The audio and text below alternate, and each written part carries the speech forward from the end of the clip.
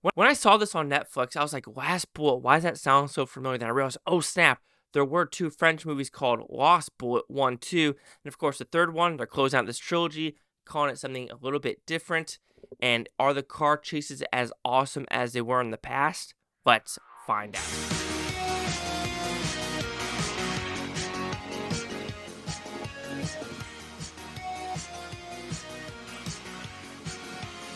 Chase Lee Hockey here with the Blue Futon reviewing Last Bullet. What's about pretty simple premise.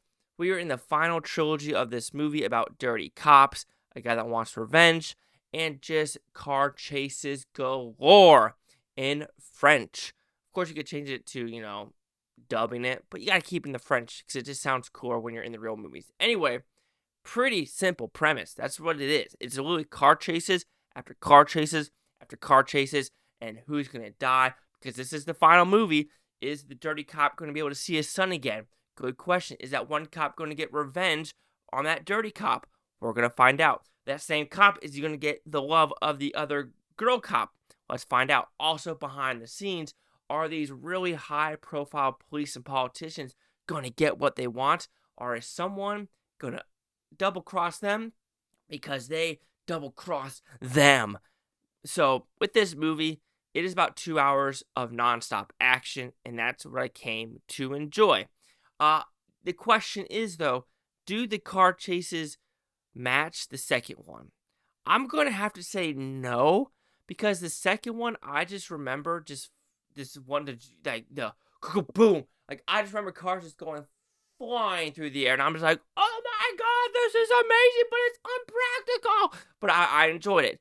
This one, there's some pretty badass stuff with helicopters, with tow trucks, fireworks, and things like that. And I think what I really dug about this is when you're looking at this film, you're like squinting, right? You're like, do I see any CGI? Of course, you're going to get some CGI with like maybe some after effects with some little bit of more like fire or particle effects.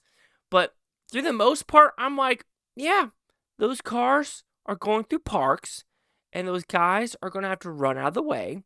That helicopter is doing these ridiculous stunts, and you're like, that's pretty badass. They are on the French countryside with these roads, and they're just like, you know what? This road has barely been used. It's like farmland. Let's film here. And you're like, yes, yes, yes.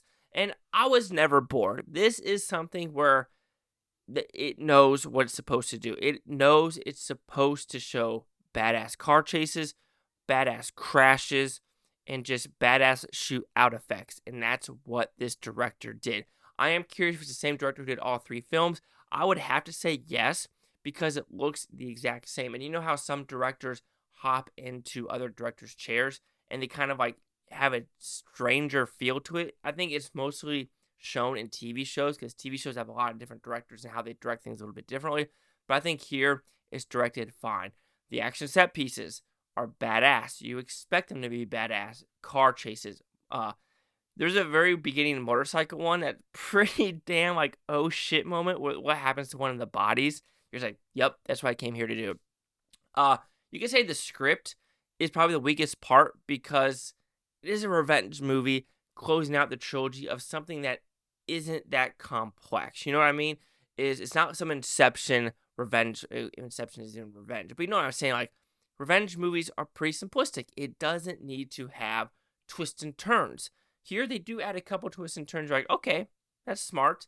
And that's pretty, okay, I understand that. But usually revenge plots is that person does something bad. This is the good guy. Let's duke it out. And you do have enough of that in this movie. You could also say the ending is a little bit, I want to say open-ended, but it leaves room to like, can that character really get away? Should that character have really maybe done something? Because there is something that happens in the beginning about getting a van, and you're just thinking, really, after 2+ years of being away, right, and everything you've done, do you really think that that was a smart goal? Because it wasn't. It just wasn't. You're just thinking that wasn't smart at all. But you say those little shenanigans, go them away. You're there for the action. You're there for realistic shit. And you might not get the realistic shit, but you're going to get shit in camera that's edited perfectly, and it holds shots where you're like, I see the car, and it's in the air, and it's slowly coming down. I see the helicopter. Okay, there are one things too. I don't think cars can just split that easily. Like, okay, fine. Helicopter crashes. You are getting everything in this movie. If you want action, you got it. If you want a simplistic story, you got it. Just go into this movie, watching the other two. I recommend, honestly, because the first one came out in 2020. I think the second one in 2022. This one's 2025. Just watch them back to back to back and just have fun with this trilogy. So last bullet will receive a 4 out of 5 with Futon. So it goes at 80%. Let's see what the critics' news scores gave this one. Critics, 8 of them. We have a positive. Wait, what do we have? Negative. So 4 positives, 5 positives, 6 positives, 7 positives, and 1 negative. What's that about? Like an 87? 87.5. Let's go. Simple math in my brain. I'm a little bit smart, I guess. So 87 and my 80, because there's not enough for the audience score. Chase out here, the Blue Futon. Like, comment, subscribe. I don't know these Bluetopia.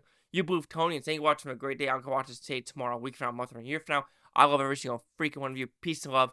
Peace and love. And yes, just watch some sweet car chases.